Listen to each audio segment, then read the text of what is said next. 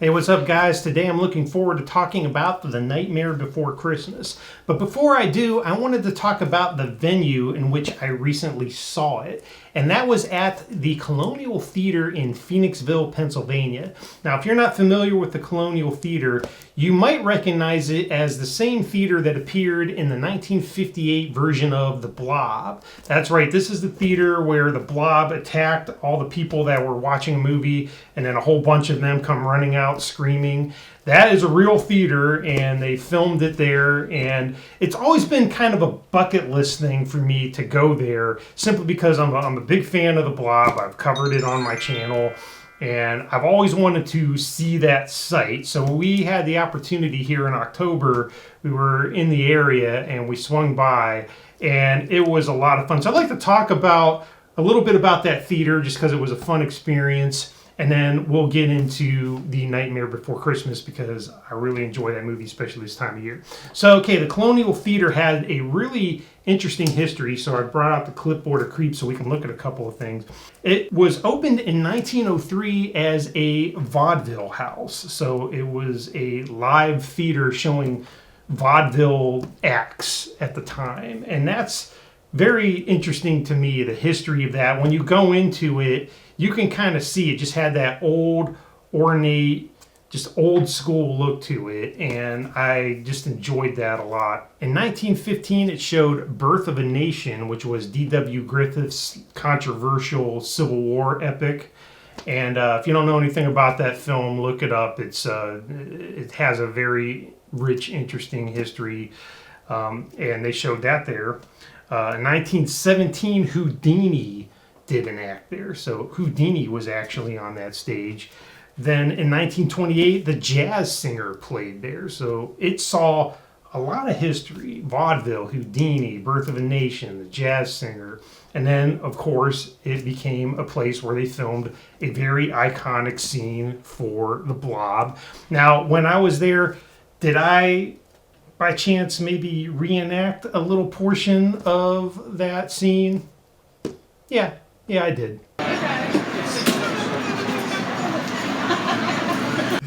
The lady at the counter was a good sport. I went in and I said, don't mind me, I'm going to reenact the Blob now. And she said, okay, and I just ran out the door.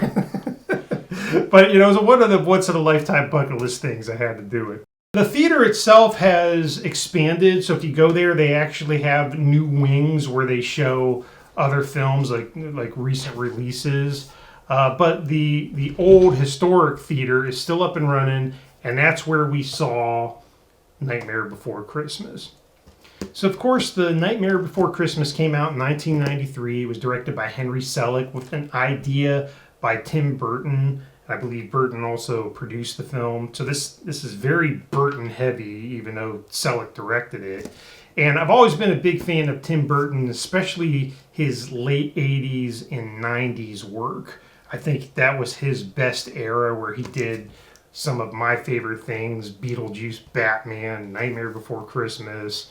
And we end up going into the later 90s with like Sleepy Hollow, films like that. Mars Attacks, I'm a big fan of that. So this has that vibe, and I appreciate it. But the other thing I really like to note is how this used stop-go animation. And if you know anything about me, if you've seen any of my videos here, you know I'm a big fan of old school stop-go animation. I think it is a unique art form, and it creates a feel, a vibe that is just unique to itself. Now, if you think about 1993 when this came out, this would have been right on the cusp of when CGI started taking over with the effects being more heavy with that. This was the same year as Jurassic Park, and that was kind of the turning point from when movies were really going into CGI for their effects, and that's what predominantly is used now. But this gives us that last glimpse of that old school use of it where it was predominant. And of course it would be used later years with films like James and the Giant Peach and Coraline and The Corpse Bride, which was also Burton movie as well. So I mean, he's done his thing to keep it alive. Henry Selick, of course, he directed those other ones I mentioned. So it's existed, but this was really, in my opinion, kind of the height of it. And again, I've always been appreciative of that art form, and it's on full display here.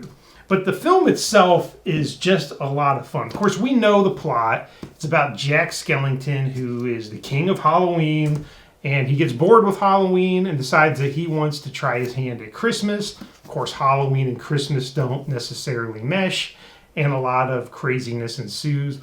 Big Halloween fan, and this just has that vibe all throughout. But the other cool thing about it is that you don't necessarily have to watch it during Halloween. It's accessible during the whole season because it's got a lot of Christmas feel to it. So you can watch it in October, you can watch it in November, you can watch it in December, whenever you get a chance to get around to it. And it's just accessible for that whole kind of 3-month period.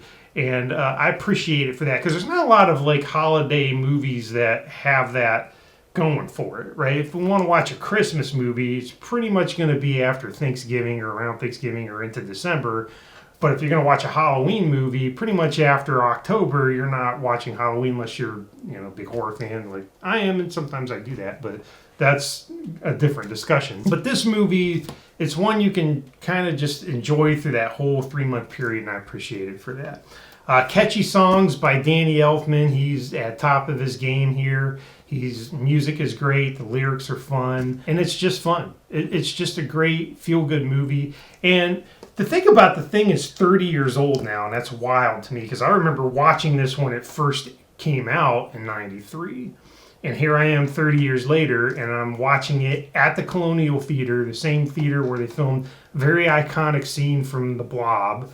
It was an all-around great experience, and I just had a lot of fun with it. So I definitely recommend it. If you're ever anywhere near Phoenixville, Pennsylvania, and you have any interest in classic theaters, just the old school style theaters, stop in and check it out. They'll let you walk in and take a look if there's not a movie playing. They were cool about that. We ended up buying a ticket to see the movie just because I wanted to experience that. And but they'll let you come in and walk around and have a look in the lobby or whatever. They'll even let you look into the classic theater if it's not in the middle of a showtime. They were really cool about that, and I recommend checking them out. It was a lot of fun. So that's the Colonial Theater in Phoenixville, Pennsylvania. And every year, for those Blob fans out there, they do something called Blobfest in July. And it's like a huge celebration of the Blob. People come out, they reenact the running out scene. And I've never been to Blobfest because this was the first time I came, and of course it was October.